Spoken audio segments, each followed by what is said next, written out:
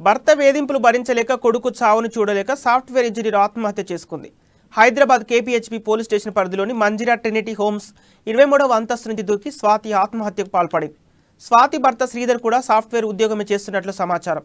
8 ఏళ్ల అంగవైకల్యం ఉన్న కుమారుడి విషయంలో స్వాతిని ఆమె భర్త అతని కుటుంబ సభ్యులు వేధింపులకు గురి చేయడం సూసైడ్ చేసుకుందని సిఐ కిషన్ చెప్పారు. కుమారుడి కారుణ్య మరణం కోసం దరఖాస్తు చేద్దామని భర్త బంధువులు స్వాతిని ఒత్తిడి చేశారని ఆమె కుటుంబ సభ్యులు ఆరోపిస్తున్నారు. స్వాతి భర్త శ్రీధర్ అతని కుటుంబాన్ని కఠినంగా శిక్షించాలని స్వాతి కుటుంబ సభ్యులు డిమాండ్ చేస్తున్నారు. స్వాతి కుటుంబ సభ్యుల ఫిర్యాదు మేరకు పోలీసులు కేసు నమోదు చేసుకుని దర్యాప్తు చేస్తున్నారు.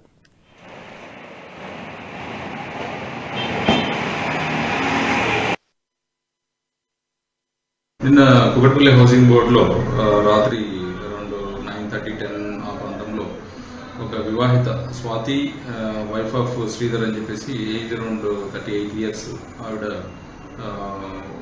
నివాసం ఉంటున్నటువంటి మంజిరా మెజెస్టిక్ అపార్ట్మెంట్ పై నుండి దూకడం జరిగింది.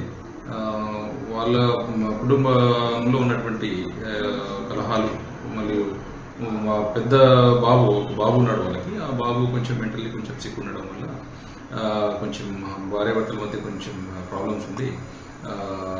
అక్కడి నుంచి పైనుంచి దూకి నిన్న సూసైడ్ చేసుకోవడం జరిగింది. పోస్ట్ మార్టం నిమిత్తం బాడీని పంపించడం జరిగింది. కేసు కూడా రిజిస్టర్